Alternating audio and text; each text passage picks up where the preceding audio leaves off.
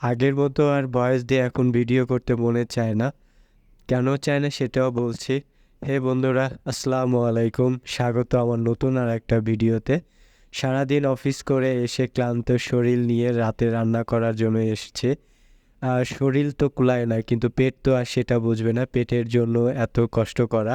আমরা যারা রান্না করে খাই নিজেরা, তারাই এই কষ্টটা বুঝতে পারবে যে আসলে রান্না করাটা কত কষ্টকর।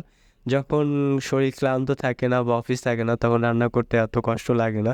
কিন্তু সারাদিন অফিস করে এসে যখন রান্না করতে যায়, তখন আসলেই খুব কষ্ট লাগে।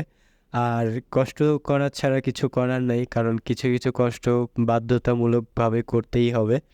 তো যাই হোক, আর যেটা বলছিলাম যে এখন আর আগের মতো ভয়েস দিয়ে ভিডিও করতে মনে চায় না, এই কারণেই আশেপাশে যে পরিমাণে ব্লগ দেখি, তাদের ব্লগ যে সুন্দর হয়, সেই ব্লগের কাছে আমার ভয়েস বা আমার ভিডিও কিছুই না। এই লজ্জার কারণে এখন আর ভয়েস দিয়ে ভিডিও করতে মন চায় না। তারপরে অনেক দিন পরে অনেক আশা নিয়ে আবার ফিরে আর একটা ভিডিওতে ভয়েস দিলাম।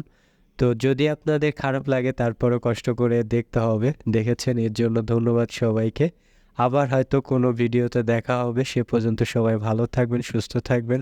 আল্লাহ হাফেজ। লাঙ্গের আশা কইরা তোমার ভাতারের ভাত চাঙ্গে, লাঙ্গের আশা কইরা তোমার ভাতারের ভাত চাঙ্গে, তোমার লাঙ্গে ও তোমার লাঙ্গে গো, আধা পথে নিয়া কুমর ভাঙ্গে, তোমার লাঙ্গে গো, আধা পথে নিয়া কুমর ভাঙ্গে।